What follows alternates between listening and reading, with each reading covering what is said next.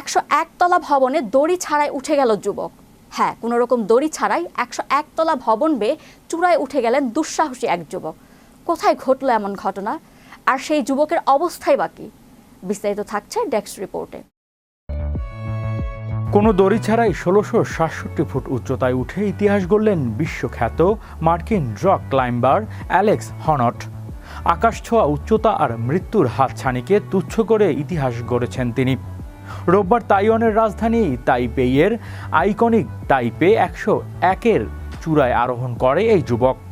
তবে সাধারণ পার্বত্যারোহীদের মতো নয়, কোনো নিরাপত্তা দড়ি বা সুরক্ষা সরঞ্জাম ছাড়াই ১৬৬৭ ফুট উচ্চতার এই দানবীয় কাঠামো জয় করেছে অ্যালেক্স।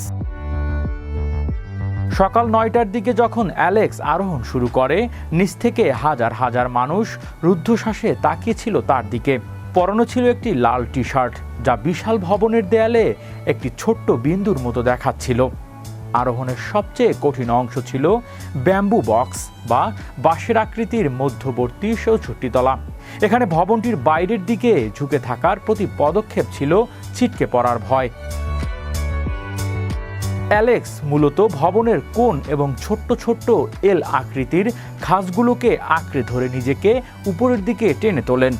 এই সম্পূর্ণ ফ্রি সোলো সরাসরি সম্প্রচার করেছে নেটফ্লিক্স। বৃষ্টির কারণে অভিযানটি একদিন পিছিয়ে গেলেও রোববার আবহাওয়া অনুকূলে থাকায় অ্যালেক্স তার চিরচেনা ক্ষিপ্ততায় মাত্র ১ ঘন্টা ৩১ মিনিট চূড়ায় পৌঁছে যান।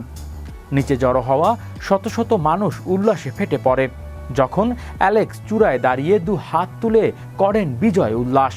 এই ছিল বিশ্বের ইতিহাসের কোনো দড়ি ছাড়া উচ্চতম ভবনে আরোহণের রেকর্ড। হৃদয় আশিস, বিশ্ব বাংলা 24 নিউজ ডেস্ক।